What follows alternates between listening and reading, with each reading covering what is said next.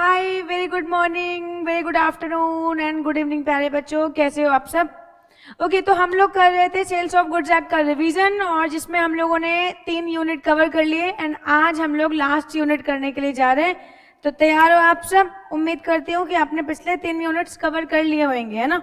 फटाफट फटाफट रिवाइज करते हैं। आज की वीडियो बहुत छोटी होने वाली क्योंकि आज के कॉन्सेप्ट बहुत कम है ना? ओके, चलो तो हम लोग स्टार्ट कर रहे हैं अनपेड सेलर। सबसे पहले यार बात करते हैं कि what is the meaning of unpaid seller, या अनपेड सेलर कौन होता है, कौन आदमी है अनपेड सेलर। तो देखो यार ध्यान से देखो, अगर सेलर ने किसी मिस्टर बायर को कोई गुड्स सेल करी है तो ये केस में mister seller is under obligation कि ये इनको क्या करेंगे, गुड्स की डिलीवरी करेंगे। और मिस्टर बायर के ऊपर कैसे ऑब्लिगेशन है? मिस्टर बायर के ऊपर ऑब्लिगेशन है कि मिस्टर बायर के ऊपर ऑब्लिगेशन है कि मिस्टर बायर को प्राइस पे करना होगा, है ना? तो बायर अंडर ऑब्लिगेशन कि उसको प्राइस पे करना पड़ेगा, ठीक है ना यार? तो क्या कहते हैं, अनपेड सेलर कौन है? First of all, if seller is under obligation to deliver the goods and buyer has to pay for it, ठीक है? बायर को उस पर्टिकुलर गुड्स का प्राइस पे करना पड़ेगा। और अगर सेलर ने गुड्स बेच दिया बायर को लेकिन बायर ने प्राइस पे नहीं किया हुआ है तो फिर ये केस में ये जो सेलर होएगा ये अनपेड हो जाएगा। Very simple. For example ma'am, for example बच्चा, मान लो मिस्टर सेलर ने मिस्टर बायर को 50,000 रुपीज का गुड्स बेचा, जिसमें से बायर ने 40,000 पे कर दिया है और 10,000 उसने अभी पे नहीं किया। तो ये केस में जो मिस्टर सेलर हैं ये बेचारे क्या हो जाएंगे? तो मिस्टर सेलर ये केस में अनपेड हो जाएंगे, है ना? Okay ma'am. या फिर एक और केस, सेलर ने बायर को गुड्स बेचा और इसको एक चेक इशू कर दिया और वो चेक डिसऑनर हो गया, तो फिर जो सेलर है वो क्या हो जाएगा? अनपेड हो जाएगा, ठीक है ना यार? तो सबसे पहले what is the meaning of unpaid seller? Unpaid seller क्या होता है, वेरी सिंपल, समझना प्लीज ध्यान से। सेलर ने बायर को गुड्स बेचे हो लेकिन कोई क्रेडिट पीरियड ना दिया हो, मतलब आपको गुड्स बेचे, आप प्राइस पे करो लेकिन बायर ने प्राइस पे नहीं किया। दूसरा, सेलर ने बायर को गुड्स बेचे थे, कुछ क्रेडिट पीरियड दिया था और वो क्रेडिट पीरियड लैप्स कर गया और अभी तक मिस्टर बायर ने गुड्स का प्राइस पे नहीं किया, मिस्टर सेलर अनपेड हो जाएंगे। और अगर सेलर ने मिस्टर बायर को कोई गुड्स बेचा है और मिस्टर बायर ने उसके लिए नेगोशिएबल इंस्ट्रूमेंट इशू किया है और अगर वो नेगोशिएबल इंस्ट्रूमेंट डिसऑनर हो जाता है तो ये सिचुएशन में जो सेलर है वो बेचारा क्या हो जाएगा? अनपेड हो जाएगा। बोल भाई, इतनी कहानी समझ में आती है? ओके मैम, तो ये 3 बातें यहाँ पे आप रीड कर लेना, आगे बढ़ते हैं हम। ओके, तो अनपेड सेलर समझ में आया? अब जल्दी से बात करते हैं राइट्स ऑफ अनपेड सेलर। देखो मैंने आपसे कहा था राइट्स ऑफ अनपेड सेलर 2 होंगे, right against the goods and right against the buyer, ठीक है ना यार? तो राइट्स ऑफ अनपेड सेलर कितने होंगे? 2 होंगे। सॉरी। राइट्स अनपेड सेलर के कितने राइट्स? 2। वो कौन कौन से? Right against the goods and right against the buyer, right against the goods and right against the buyer. Right against the goods क्या होंगे? राइट टू रिकवर डैमेजेस, है ना? अगर सेलर को पैसे नहीं मिले हैं तो अभी राइट अगेंस्ट द बायर क्या होंगे? Right to recover price, right to recover damages, right to recover interest, यही होएगा। Right against the goods, 3 right आ जाएंगे, right of lien, right of stoppage in transit and right of resale, ठीक है ना यार? तो यहाँ पे देखो जरा ध्यान से, अगर अनपेड सेलर होता है तो अनपेड सेलर के पास कितने राइट्स हो जाएंगे? A lien on the goods for the price while he is in possession of them। अगर सेलर के पास गुड्स हैं, सेलर ने टाइटल ट्रांसफर कर दिया है बट जो गुड्स हैं वो अभी भी सेलर के पास है और वो प्राइस का वेट कर रहा है और अगर बायर ने प्राइस पे नहीं किया तो ये केस में राइट ऑफ लेन आ जाएगा उसके पास। Okay ma'am. और अगर गुड्स बायर सेलर के पास से निकल चुके हैं, रास्ते में हैं, बायर के पास जा रहे हैं, तो सेलर के पास स्टॉपेज इन ट्रांजिट आ जाएगा या राइट ऑफ रीसेल, ठीक है? तो इस तरीके से हमारे पास सेलर के पास 3 राइट्स होंगे। आप लोगों को पता है, मैंने आप लोगों को अच्छे से पढ़ा रखा है। तो राइट ऑफ लेन ये फर्स्ट राइट होएगा हमारे पास, फिर कौन सा आता है? स्टॉपेज इन ट्रांजिट के सेकंड राइट होएगा और फिर क्या होएगा? रीसेल आपका होएगा थर्ड राइट, ठीक है ना यार? रीसेल आपका होएगा थर्ड राइट। कहाँ चला गया भाई थर्ड राइट? यहाँ पे रीसेल द गुड्स, ठीक है ना यार। तो इस तरीके से सेलर के पास 3 राइट्स होंगे, ठीक है। एक बार फटाफट जैसे, बहुत डिटेल में नहीं, डिटेल में तो अपने क्लास में पढ़ा, मैं फटाफट आपको पढ़ाती हूँ। स्टॉप लियन, अब आपको ना एक ये आपके आरटीपी में इस बार क्वेश्चन पड़ा हुआ है, मैंने आप लोगों को करवा दिया है, आप लोगों ने कर भी लिया होगा यार। आरटीपी में क्वेश्चन पड़ा है राइट ऑफ लियन कब अवेल करता है एक सेलर, ठीक है। तो प्लीज समझना ध्यान से। सेलर्स लियन, सेलर्स लियन का मतलब होता है अगर सेलर ने गुड्स बेचे बायर को, लेकिन गुड्स अभी पोजीशन किसके पास है, सेलर के पास है, तो ये केस में ना अगर बायर ने सेलर को गुड्स का प्राइस पे नहीं किया है, तो ये केस में सेलर उन गुड्स को रिटेन कर सकता है, अपने पास होल्ड करके रख सकता है जब तक कि बायर उन गुड्स के रिगार्डिंग उसको फंड्स ना पे कर दे, है ना। तो फिर ये केस में कहते हैं where the goods have been sold without any stipulation as to credit, and where the goods have been sold on credit but the term of credit period expired, या where the buyer become insolvent. जब ये 3 situation होती है तो यहाँ पे right of लियन आ जाता है, ठीक है ना यार। तो राइट ऑफ लियन का मतलब क्या होएगा, गुड्स सेलर उन गुड्स को अपने पास होल्ड कर सकता है, सेलर उन गुड्स को अपने पास होल्ड कर सकता है, तब तक के लिए होल्ड कर सकते हैं जब तक बायर उसको प्राइस ना पे कर दे, ठीक है यार। अच्छा मैम, सेलर जब सेलर अनपेड होएगा तो सेलर के पास राइट ऑफ लियन आएगा, हाँ जी मैम। क्या कुछ ऐसा भी हो सकता है कि कहीं पे राइट ऑफ लियन लैप्स कर जाए? जी हाँ, ऐसा भी हो सकता है। अगर सेलर ने बायर को गुड्स बेच दिए लेकिन राइट्स ऑफ डिस्पोजल रिजर्व नहीं किए, अगर सेलर ने गुड्स बेच दिए बायर को और राइट्स ऑफ डिस्पोजल रिजर्व नहीं किए, तो ये केस में बेटा सेलर के पास राइट ऑफ लियन नहीं होएगा।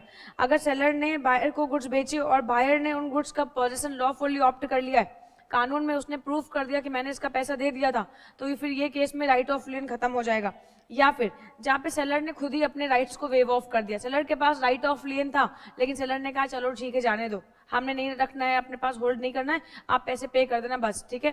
तो जब सेलर ने अपने राइट्स को वेव ऑफ कर दिया तो तीन केसेस में आप सेलर के पास राइट ऑफ लियन लैप्स कर जाएगा।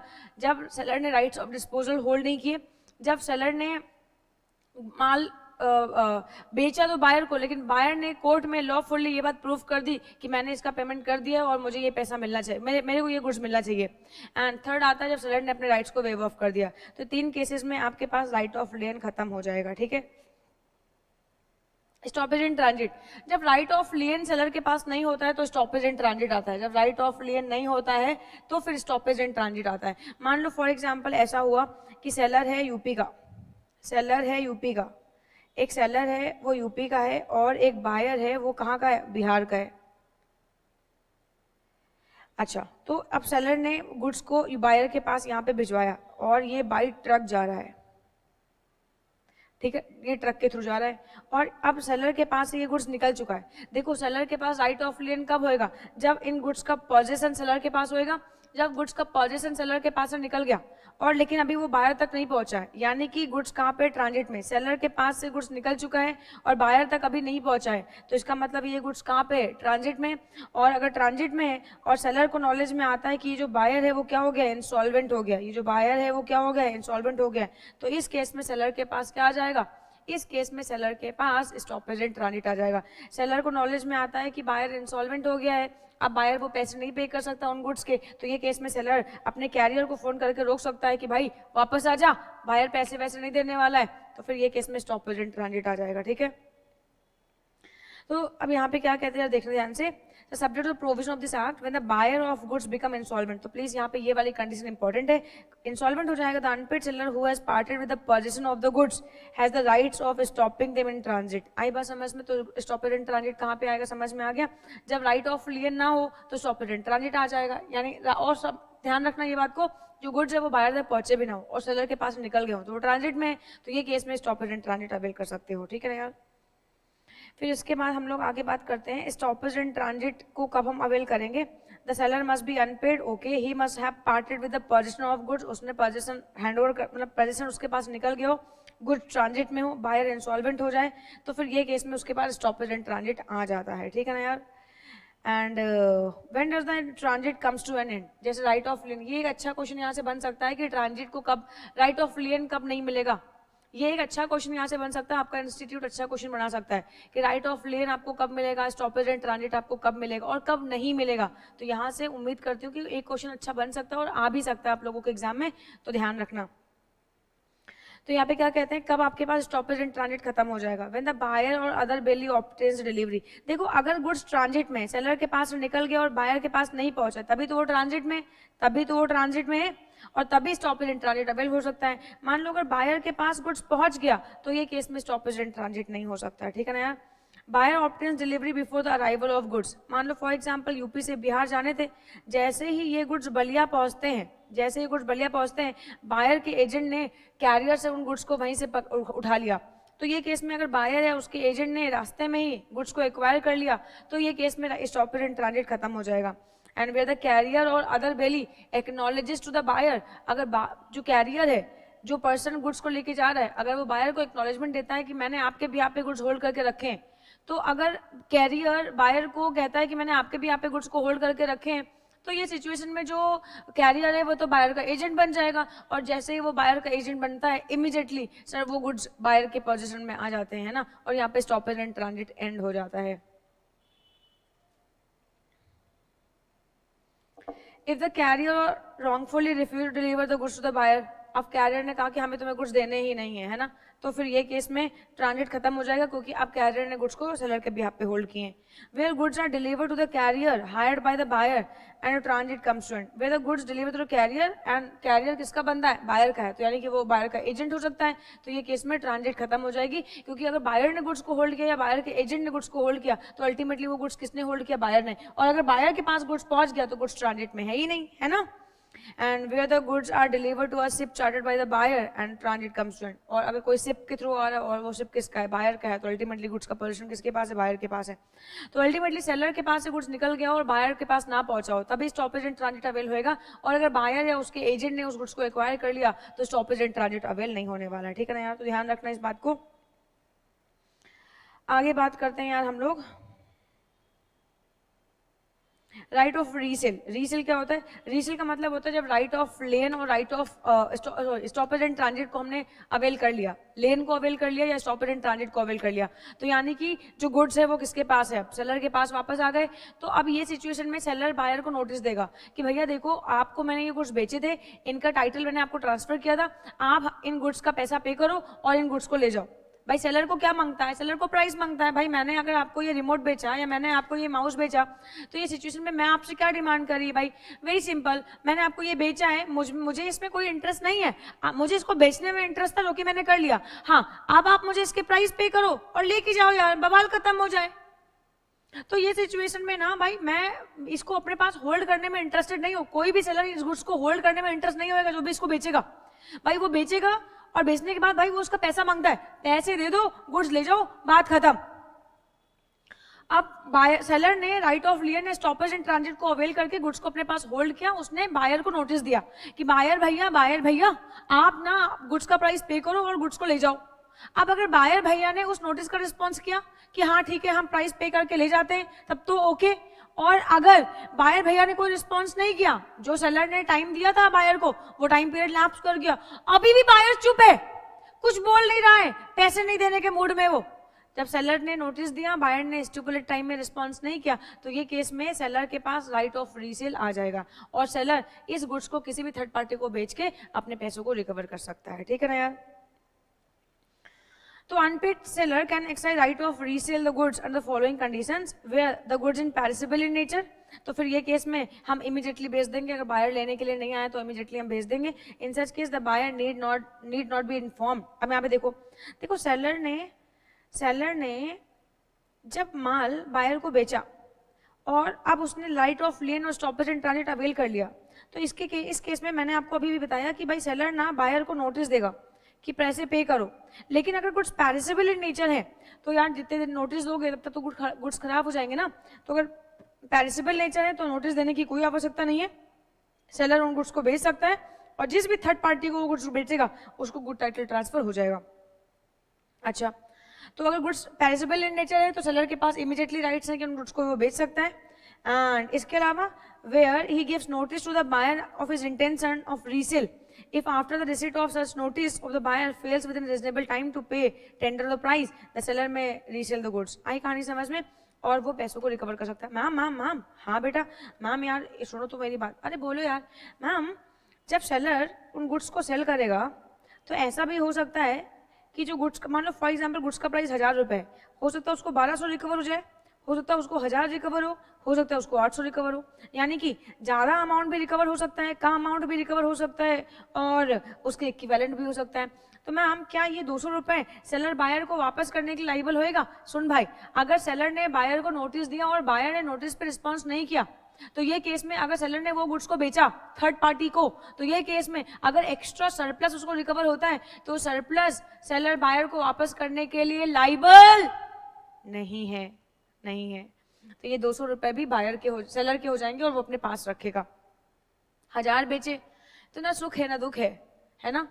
अगर 800 बेचे, गम हो गया, दुख हो गया यार, 1000 का माल बेचना था, 1000 की वैल्यू का था और 800 मिले, 200 रुपए का डेफिसिट आ गया, लॉस आ गया, तो ये 200 रुपए सेलर बायर से रिकवर कर सकता है, लेकिन तब जब उसने नोटिस दिया होगा तो। आई बात समझ में? और अगर नोटिस नहीं दिया होगा तो ये 1200 में से 1000 रुपए ही रखेगा और 200 वापस करने पड़ेंगे, और अगर 800 रुपए में गुड्स बिका तो 200 रुपए रिकवर नहीं कर पाएगा। इसीलिए नोटिस देना बहुत जरूरी है कि सेलर बायर को नोटिस देके बोलेगा भैया हम इन गुड्स को बेचने के लिए जा रहे हैं, तुम आके ले जाओ, अदरवाइज हम बेच देंगे। तो नोटिस दिया तो सरप्लस अपने पास रखेगा और अगर डेफिसिट हुई तो रिकवर कर लेगा, लेकिन नोटिस नहीं दिया सरप्लस वापस करना पड़ेगा और डेफिसिट की डिमांड नहीं कर सकते। ठीक है, इसके अलावा और तो कोई बात है नहीं हमारे पास, ये तो बता दिया मैंने आप लोगों को। अच्छा, इसके अलावा rights of unpaid seller against the buyer. Against the buyer कितने राइट होंगे? Suit for the price. भाई very simple, right against the goods 3 right होंगे, lien, stoppage and transit and resale. और अगर बायर की बात करें, राइट अगेंस्ट द बायर, तो बायर के पास क्या होंगे? भाई सेलर का बायर से क्या झगड़ा है? सेलर बायर से झगड़ना चाहता ही नहीं है यार।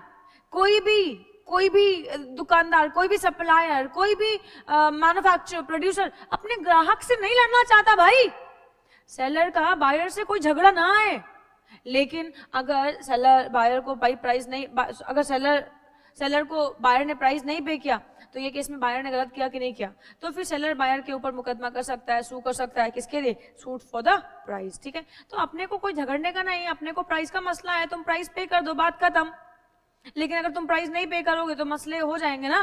तो फिर ये केस में सेलर के पास ना, भाई सेलर के पास क्या राइट्स होंगे against the buyer? Suit for the price, वो प्राइस के लिए मुकदमा कर सकता है। मैं प्रॉपर विजिबल हूं ना? बढ़िया। सूट फॉर डैमेजेस, अगर सेलर ने बायर के ऊपर कोई मुकदमा वगैरह किया या उन गुड्स को अपने पास होल्ड किया, बायर ने टाइमली प्राइस नहीं पे किया, तो जिसकी वजह से सेलर को कोई नुकसान हो गया, तो फिर वो उसके रिगार्डिंग वो डैमेजेस भी रिकवर करेगा। And reputation of contract before the due date, तो एंटीसिपेटरी ब्रीच हो जाएगा। बायर ने ड्यू डेट से पहले ही ब्रीच कर दिया, तो फिर ये केस में एंटीसिपेटरी ब्रीच में आपके पास अधिकार आता है ना कि आप एंटीसिपेटरी ब्रीच को एक्चुअल ट्रीट के इमीडिएटली एक्शन ले लो या फिर वेट कर लो, तो फिर वो राइट्स आपके पास आ जाएंगे, एंटीसिपेटरी ब्रीच के राइट्स हो जाएंगे। एंड सूट फॉर इंटरेस्ट, अगर सेलर ने बायर को माल बेचा, भाई मान लो 5 लाख रुपए का माल था और बायर को 30 दिन का टाइम पीरियड दिया था, बायर ने 3 महीने ले लिए, तो भाई वो 60 दिन का इंटरेस्ट भी तो अपने को मांगता है ना, तो फिर ये सबको वो इंटरेस्ट भी रिकवर करेंगे। ठीक है, अच्छा आप बताओ, अब एक चीज और, right against the rights of buyer, अगर सेलर ने डिफॉल्ट कर दिया तो, अगर सेलर ने डिलीवरी नहीं करी तो, अगर सेलर ने डिनाई कर दिया तो बायर के क्या राइट होंगे? डैमेजेस फॉर नॉन डिलीवरी, अगर टाइमली डिलीवरी नहीं किया तो। सूट फॉर स्पेसिफिक परफॉर्मेंस, अगर बायर ने कोई ऐसा गुड्स परचेज किया सेलर से जो मार्केट में रेयर एंड रेयरेस्ट है, तो फिर ये केस में भाई सेलर बायर के पास राइट है कि वो स्पेसिफिक परफॉर्मेंस की डिमांड कर सकता है। ठीक है ना यार, मैंने आप लोगों को बताया था स्पेसिफिक परफॉर्मेंस कहाँ होती है, जब मॉनेटरी कॉम्पेंसेशन एडिक्वेट रेमेडी ना हो, या फिर जो बायर है या जो पर्सन है वो उस पर्टिकुलर मॉनेटरी कॉम्पेंसेशन में इंटरेस्टेड ना हो। तो यहाँ पे बायर अगर कोई ऐसा गुड्स परचेज कर रहा है जो सेलर के पास एक ही पीस था और वो उसने बेच दिया किसी और को, तो बायर उससे स्पेसिफिक परफॉर्मेंस की डिमांड कर सकता है। Suit for breach of warranty, अगर कोई ब्रीच ऑफ वारंटी हुई है तो फिर बायर डैमेजेस भी क्लेम कर सकता है सेलर से। Suit for anticipatory breach and suit for interest, ये सब मैं आप लोगों को पढ़ा चुकी हूँ, आप लोगों को याद आ रहा होगा है ना। तो मान लो फॉर एग्जांपल अगर बायर सेलर ने ड्यू डेट के पहले ही ब्रीच कर दिया तो एंटीसिपेटरी ब्रीच के राइट्स आ जाएंगे एंड सूट फॉर इंटरेस्ट। ठीक है ना यार, अगर मान लो फॉर एग्जांपल सेलर ने बायर का कोई पैसा होल्ड करके अपने पास रखा है, एडवांस मनी होल्ड करके रखा है, तो ये केस में उस एडवांस मनी पे बायर के पास राइट है कि वो उनसे इंटरेस्ट भी क्लेम कर सकता है। ठीक है, आगे बढ़ते हैं। तो ये कहानी हमारे पास हो गई ऑक्शन सेल। फटाफट फटाफट देखते हैं ऑक्शन सेल क्या होती है। ऑक्शन सेल एक का मतलब होता है जब हम सेल को एक प्रोसेस में करते हैं तो उसको ऑक्शन सेल हम लोग बोलते हैं, है ना। तो auction sale is a mode of selling property by inviting bids publicly and the property is sold to the highest bidder. तो इस तरीके की सेल को हम लोग क्या बोलते हैं, ऑक्शन सेल बोलते हैं, जहाँ पे पब्लिक एट लार्ज को हम इन्वाइट करते हैं कि भाई आप आके ना हमें ऑफर दो, और हम फॉर एग्जाम्पल मान लो मुझे ये माउस बेचना है, तो मैंने पब्लिक एट लार्ज को इन्वाइट किया कि भाई देखो आप आओ और आपके इस माउस को कौन कौन से लोग परचेज करना चाहते हैं, जो भी परचेज करना चाहते हैं आप मुझे आके ऑफर दो, और जिसका ऑफर मुझे अच्छा लगेगा हम उसको अपनी एक्सेप्टेंस दे देंगे, है ना। तो बहुत सारे बिडर आते हैं और बिडिंग करते हैं, और जिसका हाईएस्ट बिडिंग होता है उसको मैं ये माउस दे देगी, है ना। तो इसको हम लोग बोलते हैं ऑक्शन सेल। अच्छा, अब ऑक्शन सेल की बात करें तो legal rules regarding auction sale क्या है। Where the goods are sold in lots. कभी कभी ऐसा होता है किसी पर्सन का घर ऑक्शन में जा रहा है, तो उसके घर में फर्नीचर भी है, इलेक्ट्रॉनिक इक्विपमेंट्स भी हैं, कार्स भी हैं। तो अगर गुड्स जो है वो कई सारे लॉट्स में है, तो हर लॉट का एक इंडिविजुअल कॉन्ट्रैक्ट बनेगा, हर लॉट का एक इंडिविजुअल कॉन्ट्रैक्ट बनने वाला है। Where the goods are put up for a sale in lots, each lot is a prima facie deemed to be subject to a separate contract of sale. ठीक है ना यार। Completion of the contract of sale, ये तो कोई भी customary manner हो सकता है। जैसे आप लोगों ने अक्सर देखा होगा कि जब कोई ऑक्शन सेल में आता है और वो बिडिंग करता है, तो फॉल ऑफ हैमर, हैमर के गिरने से आपको एक्सेप्टेंस मिल जाती है ना। तो फिर यहाँ पे क्या होगा, बहुत सारे लोग बिडिंग करेंगे, जिसकी हाईएस्ट बिडिंग आएगी उसके बाद अगर किसी और की बिडिंग नहीं आती है तो उसको वो सेल कंप्लीट कर दी जाएगी, है ना। फॉल ऑफ हैमर, हैमर को जैसे हम गिराएंगे इमीडिएटली उसको एक्सेप्टेंस मिल जाएगी और एग्रीमेंट क्रिएट हो जाएगा। राइट टू बिड में भी रिजर्व, ये सब देखो वैसे तो सेलर बिड नहीं कर सकता है, बट अगर सेलर अपनी इंटेंशन बताता है ऑक्शनीर को, तो समटाइम्स बेटा सेलर भी उस पर्टिकुलर ऑक्शन में पार्टिसिपेट कर सकता है। Where the sale is not notified by the seller, where the sale is not notified to be subject to a right to bid on behalf of seller, it shall not be lawful for the seller to bid himself or to employ any person to bid at such sale, or for auctioneer knowingly to take bid from the seller or any other person, and any sale contravening this rule may be treated as fraudulent by the buyer।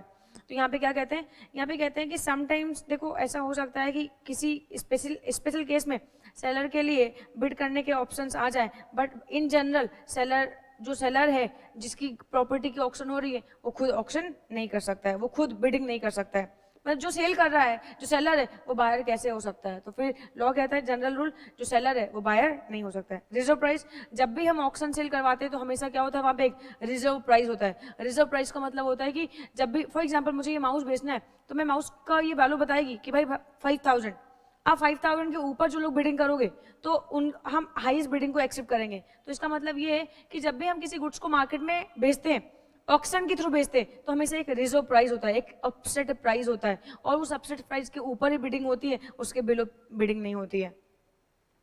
Pretended bidding, अगर कोई person ना bidding जो है जो bidding है उसको high करने के लिए फेक बिडिंग करता है तो उसको प्रिटेंडेड बिडिंग बोलते हैं। अगर ऑक्शन में किसी पर्सन ने प्राइस को हाई करने के लिए, बढ़ाने के लिए फेक बिडिंग करी है तो उसको प्रिटेंडेड बिडिंग बोलते हैं। और अगर कॉन्ट्रैक्ट में प्रिटेंडेड बिडिंग होती है तो ये केस में कॉन्ट्रैक्ट वॉइडेबल हो जाएगा at the option of the buyer. ठीक है। इसके अलावा यहाँ पे आता है inclusion of increase or decrease in tax rates. अगर ऐसा होता है कि मान लो फॉर एग्जांपल कभी कभी ऑक्शन सेल कंप्लीट हो गई, मतलब कॉन्ट्रैक्ट तो फॉर्म हो गया है बट परफॉर्मेंस अभी बाकी है, तो after making the agreement but before making the contract, अगर मान लो for example tax rate increase हो जाते हैं, टैक्स रेट डिक्रीज हो जाते हैं, तो अगर इंक्रीज हो गए हैं तो हमें इंक्रीज टैक्स रेट देने हैं बायर को, और अगर टैक्स रेट डिक्रीज हो गए हैं तो आपको डिक्रीज जो वैल्यू कम हो गई है वो वैल्यू लेस करके आपको गुड्स परचेज करना है। और अगर मान लो गवर्नमेंट ने उस पर्टिकुलर कमोडिटी पे टैक्स को वेव ऑफ कर दिया तो आपको टैक्स नहीं पे करना है। तो यानी कि जो सेल्स टैक्स है वो डिपेंड करता है कि उस समय जो सेल्स लॉज हैं उन्होंने किस तरीके के टैक्सेस लगा रखे हैं, तो उसी हिसाब से आपको वो टैक्सेस को पे करना पड़ेगा, है ना। अब सेल्स टैक्स में ये कस्टम ड्यूटी भी हो सकती है, एक्साइज ड्यूटी भी हो सकती है, ये सेल्स टैक्स भी हो सकता है। आई मैं समझ में। तो यार यहाँ पे खत्म हो जाता है, ये बहुत छोटा सा टॉपिक था, मैंने आप लोगों से कहा था कि ये बहुत छोटा टॉपिक है तो जल्दी से खत्म हो जाएगा। तो इसमें मैंने कुछ नहीं पढ़ाया, आप लोगों को ज़्यादा कुछ नहीं पढ़ाया, सिर्फ आपको इतना पढ़ाया कि अनपेड सेलर क्या होता है। तो अनपेड सेलर मीन्स जिस पर्सन को प्राइस ना पे किया गया हो या नेगोशिएबल इंस्ट्रूमेंट उसके फेवर में इशू किया गया और वो डिसऑनर हो गया है, या सेलर ने क्रेडिट पीरियड नहीं दिया था और बायर ने अभी तक प्राइस नहीं पे किया, तो सेलर अनपेड होएगा। तो अनपेड सेलर के दो राइट्स होंगे, right against the goods and right against the buyer. Right against the goods कितने होंगे? 3, right of lien, stoppage in transit and right of resale, and right against the buyer कितने होंगे भाई, right to recover price, तो right suit for the price, suit for the damages, suit for the interest and anticipatory breach. तो ये 4 rights आ जाते हैं यहाँ पे। फिर ऑक्शन सेल, ऑक्शन सेल में मैंने आप लोगों को बताया कि अगर गुड्स को लॉट्स में बेच रहे हैं तो लॉट्स में सभी सेपरेट लॉट्स, हर लॉट्स के एक सेपरेट कॉन्ट्रैक्ट बनेंगे हमेशा। आपको यहाँ पे देखो, जब भी ऑक्शन सेल होएगी, जब भी ऑक्शन सेल होएगी, जब भी ऑक्शन सेल, यहाँ कहाँ गया भाई, जब भी ऑक्शन सेल होएगी तो ये केस में सेलर के पास राइट नहीं होएगा कि वो उन गुड्स की सेल कर पाए, बट समटाइम्स कुछ स्पेशल सर्कमस्टांसेस में ऐसा हो भी सकता है। अच्छा, इसके अलावा जब भी ऑक्शन सेल होएगी तो एक रिजर्व प्राइस होएगा, उस रिजर्व प्राइस के बिलो हम गुड्स को नहीं बेच सकते, हमेशा अपर बिडिंग ही करेंगे, और अगर प्रिटेंडेड बिडिंग होएगी तो कॉन्ट्रैक्ट वॉइडेबल हो जाएगा at the option of the buyer. और साथ ही साथ ना, अगर एग्रीमेंट टू सेल हो गया है बट कभी सेल की परफॉर्मेंस नहीं हुई है, कॉन्ट्रैक्ट फाइनली फॉर्म नहीं हुआ है, तो वो केस में अगर उस दौरान सेल्स टैक्स बढ़ते और घटते हैं तो उसी के अकॉर्डिंग बायर को सेल्स टैक्स भी पे करना पड़ेगा। तो आज की समय यही तक के लिए, उम्मीद करती हूँ कि आप लोग सेल्स ऑफ गुड्स एक्ट को एंजॉय करेंगे, और पूरा सेल्स ऑफ गुड्स एक्ट 3 घंटे में आपको रिवाइज करवा दिया गया है ना। जहाँ पे क्लास में मैं आपसे 10 से 15 क्लासेस लेती हूँ, वहीं पे सिंपली 3 घंटे में आपका सेल्स ऑफ गुड्स एक्ट खत्म हो गया। आई होप कि आप ये एंजॉय करेंगे लेक्चर। इसके बाद हम लोग ना एक और एक्ट स्टार्ट करेंगे, छोटा सा पिद्दू सा एक्ट होएगा, और मार्क्स आपको ज़्यादा मिलेंगे, जिसका नाम है कंपनीज एक्ट, है ना। तो इस एक्ट के बाद अब हम लोग ना नया एक्ट जो रिवाइज करने के लिए जा रहे हैं वो कंपनीज एक्ट होएगा। कंपनीज एक्ट में मुश्किल से 2 वीडियोस में हमारा कंपनीज एक्ट खत्म हो जाएगा, है ना। 2 से 2.5 घंटे में कंपनीज एक्ट खत्म हो जाएगा। और कंपनीज एक्ट की जो वेटेज है वो 12 से 13 नंबर की वेटेज आती है। 13 नंबर तक के मैक्सिमम क्वेश्चन अभी तक पूछे गए हैं, तो वहां से आपको 12 से 13 नंबर मिल जाएंगे कंपनीज एक्ट से, 15 नंबर मिल जाएंगे आपको सेल्स ऑफ गुड्स एक्ट से। तो बढ़िया यार, है ना। तो आज के लिए बेटा इतना ही। Tata, bye bye, love you. क्या कह रहे हो दीपक?